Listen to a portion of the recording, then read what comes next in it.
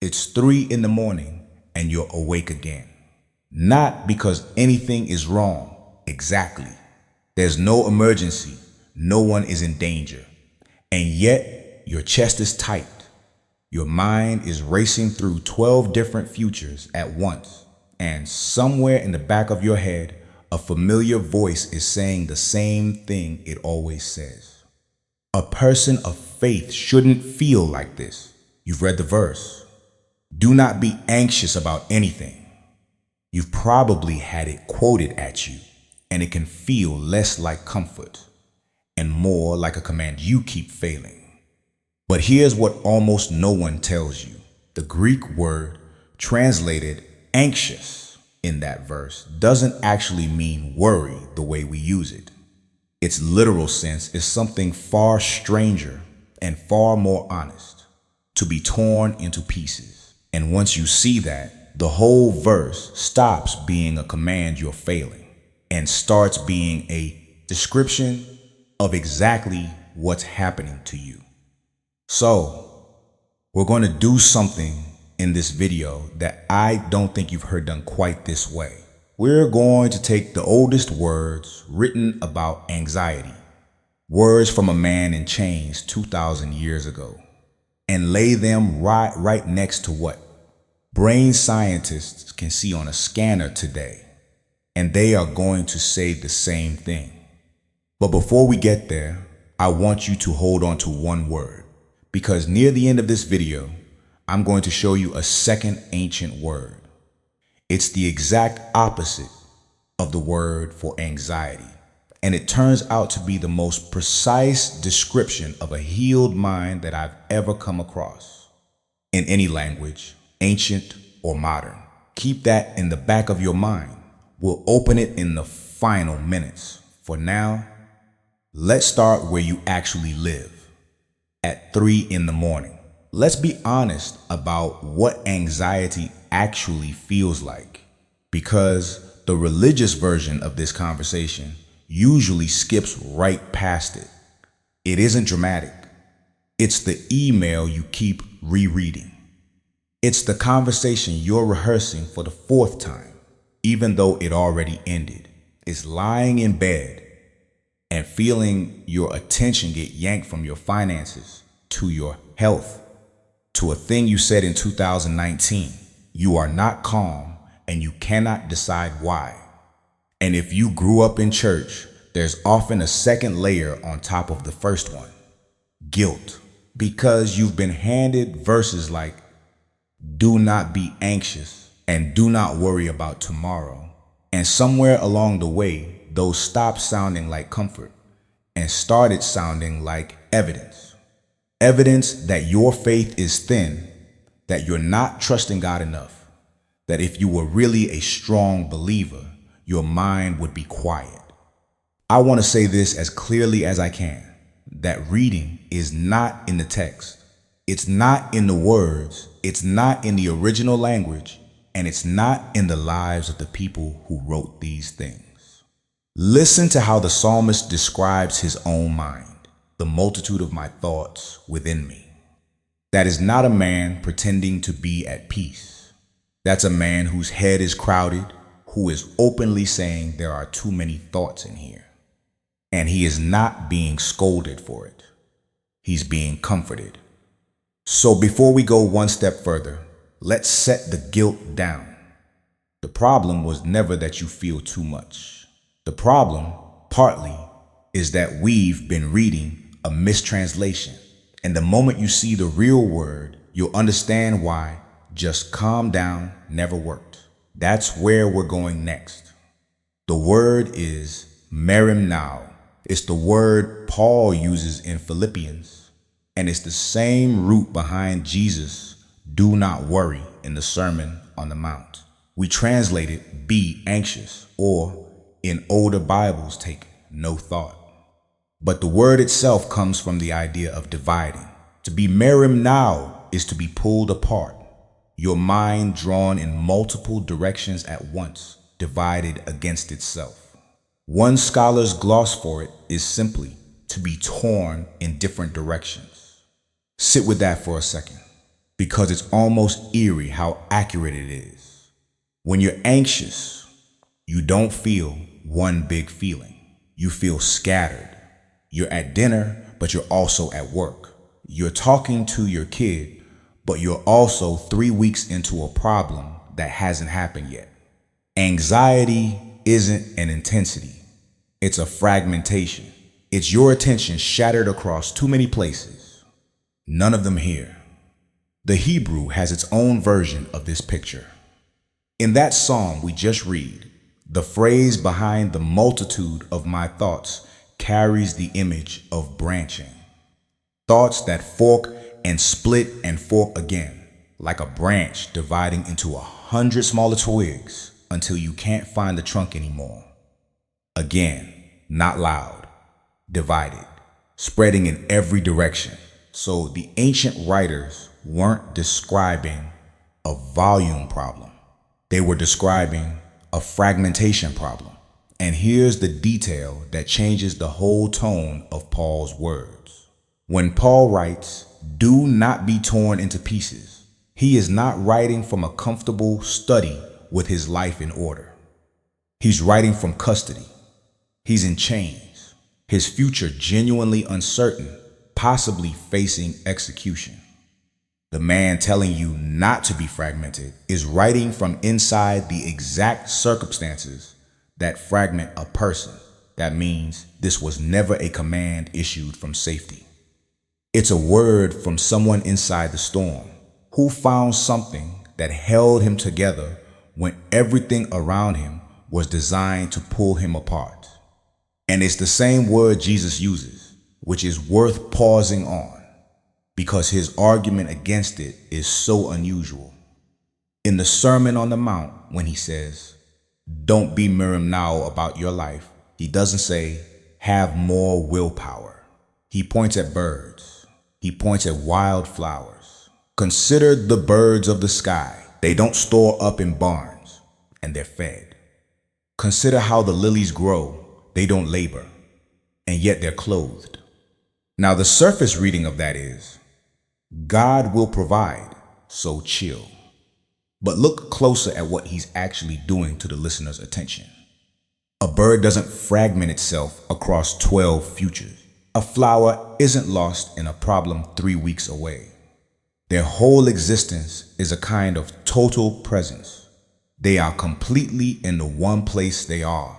Jesus isn't shaming the anxious person.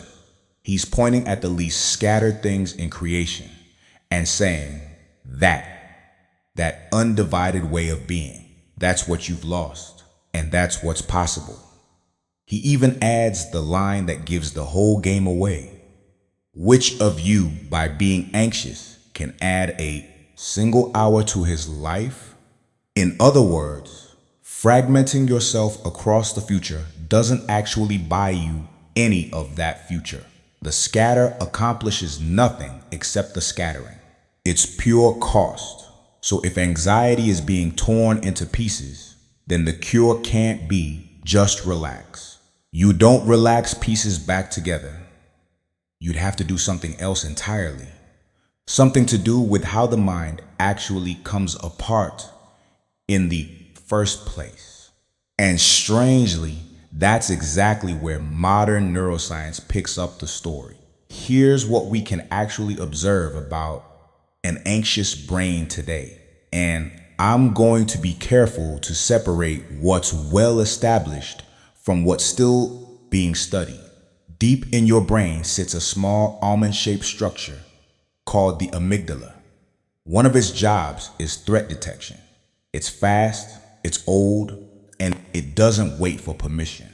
When it senses danger, real or imagined, it sounds an alarm, and that alarm triggers a cascade of stress signals through the body. Heart rate up, breathing shallow, muscles ready. This part is broadly agreed upon. The amygdala is central to the fear and threat response. Now here's the part that lines up with our ancient word. When that alarm system is firing hard, the more deliberate planning part of your brain, the prefrontal cortex, the the part that holds a single thought, weighs it, and decides what matters, tends to lose its grip on the wheel. Researchers often describe this as the thinking brain getting outvoted by the alarm brain under stress. The result, functionally, is that your attention stops being unified and starts being hijacked, pulled toward every possible threat at once. Does that sound familiar? Pulled in multiple directions, divided against itself, torn into pieces. There's a second piece of this worth understanding because it explains why anxiety feels so future-shaped. The same systems that fire in a real emergency can fire just as hard for an imagined one. The brain's threat machinery doesn't reliably tell the difference between a tiger in front of you and a catastrophe you're picturing for next Tuesday. To the alarm system, a vivid worry and a real predator can look nearly the same. That's why you can be lying in a perfectly safe bed and have a body that's behaving as if it's under attack. You're not weak. You're running emergency hardware on a non-emergency, and that hardware was built to scatter your focus outward, scanning for the threat, which is, almost word for word, being torn in different directions, and there's a cruel loop in it. The more scattered your attention gets, the less your thinking brain can do its calming job. The less it calms things, the louder the alarm. The louder the alarm, the more scattered you get, around and around. This is part of why willpower alone, just stop worrying, tends to fail. You're trying to use the very part of the brain that's currently been outvoted. 2,000 years before anyone could image a living brain, the word chosen for anxiety described the precise functional state we now watch on a scanner. Not a feeling that's too strong, but an attention that's come apart. Let me be honest about the limits here, because I promised I would.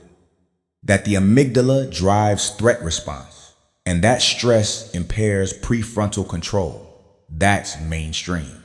The exact mechanisms, how much varies person to person, and how cleanly any of this maps to lived experience. That's still being worked out, and anyone who tells you the brain is fully solved is selling something. But the overlap is real, and it's striking. The ancient text and the modern scanner are describing the same shape of suffering. The question neither a verse nor a brain scan has answered, yet is the one that actually matters to you at 3 in the morning. If this is what's broken, what puts it back together? And the answer is hiding in one more Greek word. Right after Paul says, don't be torn into pieces, he says something about peace. In most translations, it reads that the peace of God will guard your hearts and minds. And we tend to hear guard as something soft, like peace will gently watch over you. But the word is phroureō, and it's a military term. It means to post a garrison, to station soldiers, to set a guard around a city to defend it. Paul is writing to Philippi, a Roman colony full of military veterans, a town that literally knew what a garrison was. His readers would not have pictured a soft feeling. They'd have pictured armed watchmen taking their posts on the walls. That single word reframes everything. Peace in this verse is not a mood that floats in when you've prayed correctly. It's an active defense posted around a vulnerable place. It's something stationed, something that holds the perimeter while you're inside, falling apart. And here gently, modern science offers a strange echo again. One of the most reliable things we know about calming an overactive threat response is breath. Specifically, slow breathing with a longer exhale. When you extend the exhale, you engage the body's own braking system. the parasympathetic branch of the nervous system, often associated with the vagus nerve. The alarm quiets. The thinking brain gets its footing back. This is well supported. Think about what that is, functionally. It's not making yourself feel peaceful. You can't order a feeling to arrive. It's posting a guard. It's a deliberate, physical act that takes back the perimeter. So the fragmented mind can begin to reassemble. Breath is a garrison you can station in about 90 seconds. So now we have two ancient words doing real work. One names the wound, torn into pieces. One names the defense, a guard posted. But I told you at the start there was a second word, the opposite of anxiety, the word for what a healed mind actually looks like. It's time to open it. The word is shalom. You've heard it. You probably think you know it. Peace, as in the absence of conflict, the quiet after the fighting stops. But that's the thin version. In Hebrew, shalom means something much bigger. It means wholeness, completeness. Every part present and accounted for. Nothing missing, nothing broken. Every piece back in its proper place. Now lay the two words side by side and watch what happens. Merimnaō, torn into pieces. Shalom, the pieces made whole again. They are perfect opposites. The ancient diagnosis of anxiety and the ancient picture of healing are not vague spiritual feelings. They're two halves of one mechanical image. A thing comes apart. A thing is put back together. This is why just calm down never worked for you, and why have more faith felt like a trap. You were never being asked to manufacture a pleasant mood. The text was describing fragmentation and reassembly, the very same arc neuroscience traces from a hijacked, scattered brain back to an integrated one. The goal was never to stop feeling. The goal is to come back together, to gather the scattered pieces of your attention out of the 12 futures they're lost in and bring them back to one place, to one breath, to right now.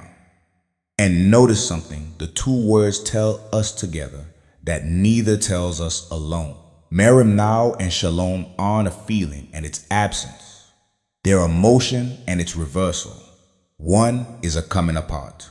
The other is a coming together, which means peace, in this ancient picture, was never a static state you either possess or lack, like a personality trait some lucky people were born with. It's a direction you can turn toward. At any moment, no matter how fragmented, you are one act of gathering away from moving back toward whole. You don't have to arrive all at once. You only have to turn. That, not a quiet that you fake, is shalom, wholeness. And it turns out the oldest book and the newest science have been describing the same homecoming the whole time. Let me make this concrete, because wholeness is a beautiful idea and a useless one if you can't use it tonight. I think of someone, I'll keep the details anonymous, who described their anxiety almost exactly the way our Greek word does, long before they ever heard the word. They said, it's not that I'm scared, it's that I'm everywhere at once, torn into pieces. Once they had language for it, the goal stopped being feel calm and became something they could actually do. Come back to one piece at a time. So here are 3 steps. And notice that each one matches a word we uncovered. 1. Name the pieces. When the scatter hits, don't fight the feeling. Inventory it. Say, out loud or on paper, the actual directions you're being pulled. Work, health, that conversation, money. Naming a fragment is the first act of gathering it. You can't reassemble what you won't look at. And there's a reason this helps beyond the spiritual logic. Putting a vague dread into specific words is one of the more reliable ways to take some of the charge out of it. A nameless threat keeps the alarm running. A named one can finally be looked at, sized up, and set down. You're turning a fog back into objects you can actually pick up. 2. Post one guard. This is phroureō. Pick the single thing actually in front of you right now.